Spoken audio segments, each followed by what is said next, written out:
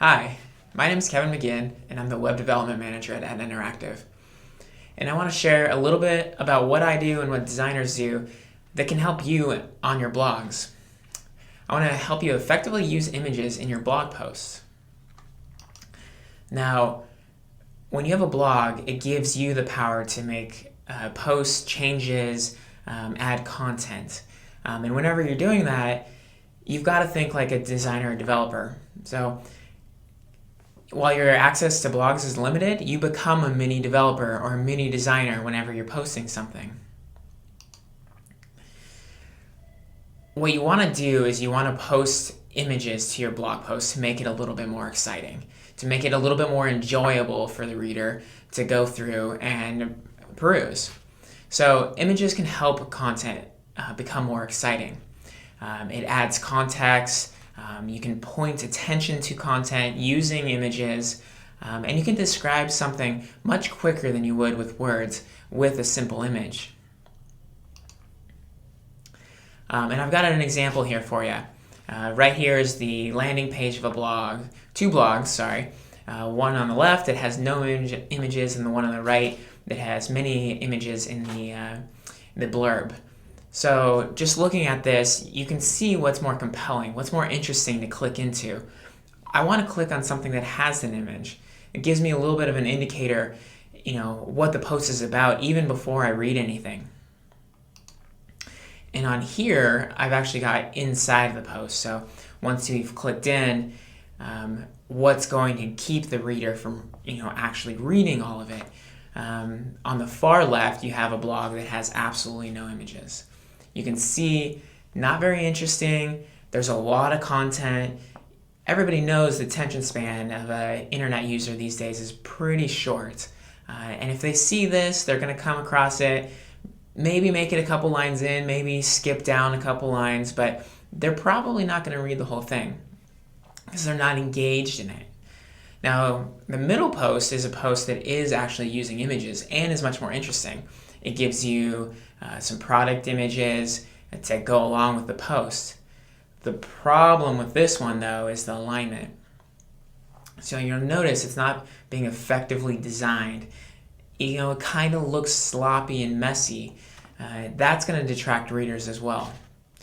Now, the far right image is actually what I consider a perfect blog post. It's got good content. It's got two good images, which are before and afters of an actual patient that the doctor saw. Not only are they good images, the alignment of them is good, and the story that it tells is really good as well. Patients want to see what they're going to be going through. Take a quick notice here that the nudity is blocked out on the before and afters. That is necessary to do on the blog post. In your photo gallery, we have a warning that pops up. That's an option for blogs as well, but what's probably easiest and most effective is to block out the nudity and then potentially send them to a link to your actual photo gallery. So take a quick moment, peek over these, determine which one you want to read, and I think you'll agree that the one on the far right is that one. Now, once you've decided that you have a post, you've got some content for it, what kind of images do you want to put in this post?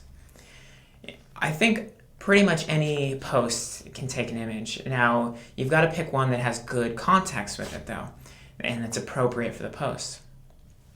So a couple good types of images. You'll see on the far left, we've got a model image, a stock image. You can buy these online and post them in. You'll notice it says model in the upper corner, and that's to alert the reader that it's not a real patient, but it does add some context, it does add some beauty to the page. Right next to that, we actually do have a stock photo, a real patient photo. This, especially if done well, is even more effective than a stock image. The reason being, it's still great, it still adds beauty, it still adds context, but it's real. Patients will connect a little bit more to seeing a real, actual patient of the practice.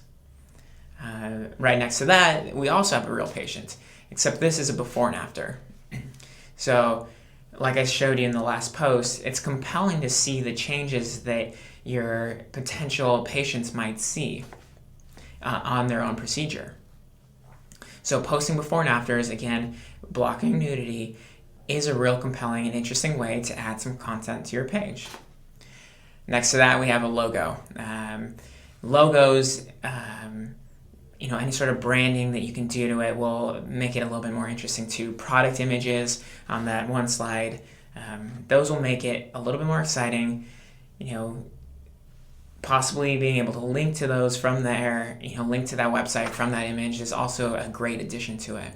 And finally, we have graphs. So graphs, charts, any sort of statistical information will be more interesting to the reader. Now, what do you want to consider when you're adding an image? I mentioned this already, but the tone of the post and how the image combines with that, you really want to think about. So the obvious example is if it's a serious post, don't put a funny, goofy image along with it. That's the easiest one. There's a lot more subtleties to it than that, though.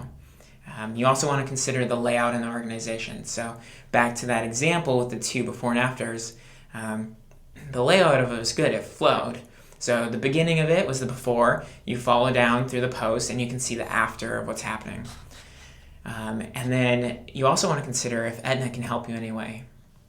I'll go through this a little bit more in a later slide, but Etna can help you set up a page, a post, give you styles that will make it a little bit more easy, a little bit more effective, and a little bit more beautiful. So you've thought about what images you want, you've got your posts, now where do you get these good images from? For stock photos, there's a lot of stock photo websites online. So iStock Photo is the most popular, most used, Shutterstock.com as well. You also can go to your own photo gallery to get the before and afters that you need. And finally, you might want to consider either taking a picture yourself or having a professional take one. Now, the difference here is important. Everybody can take a picture.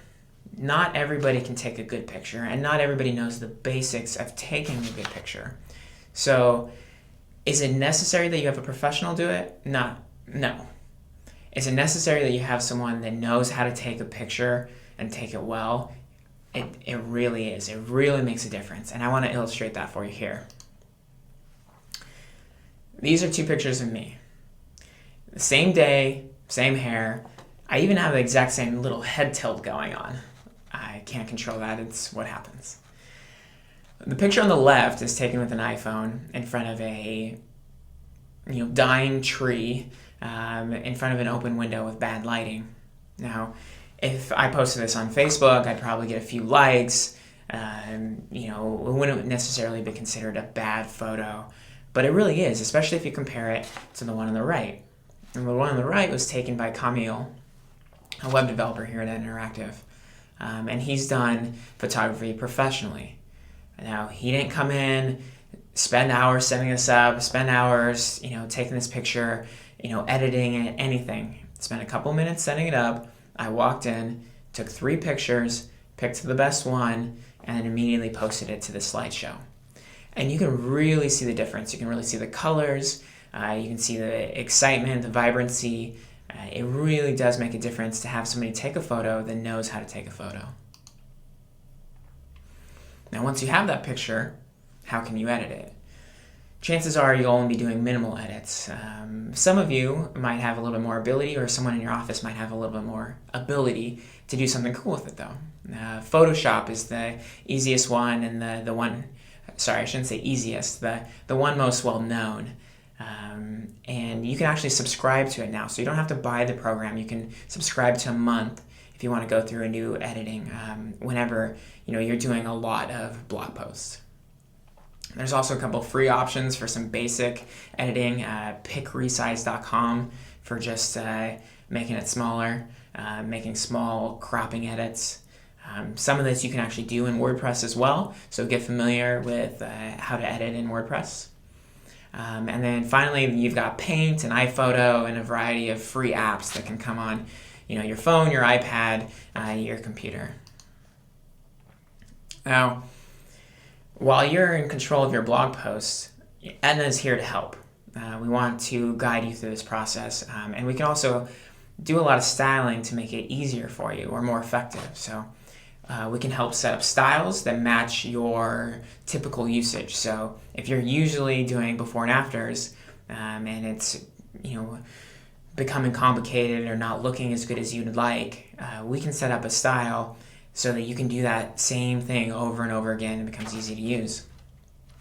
On the flip side, if you don't know what you like, and you'd like Etna to set up kind of an example for you to follow through, we can do that, and you can just mimic it and go forward from there. Finally, we can help with any more complicated layouts. So if you want a couple side-by-side images, some layouts, subtitles that go with it, anything like that. Fancy box pop-ups that bring up a bigger image of the same one. We can do that for you. You just need to talk to your account executive and we can set that up. So, bottom line, more than anything else, is you need to make your blog interesting. You need to have good content. You need to have good photos. That's really what we want out of all this. While this video is about photos, spend some time making your blog interesting. Now, I want to say one more thing before I wrap up.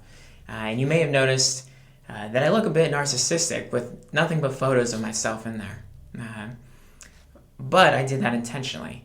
One of the things you want to consider when posting photos in your blog is the permission that you get from whoever the photo is of. I didn't want to go through and ask permission. Typically you get people that don't agree with how well they look in the photo or don't want to be on social media. Me, myself, I kind of don't care. So it was easy to get my own permission. Now, if you want to learn any more about Etna or blog posts or additional topics that we can help you out with, you can subscribe to our newsletter at etnainteractive.com/newsletter, or you can talk to your account executive. I hope this has been helpful, and I hope to see some exciting, interesting blog posts coming soon. Thank you.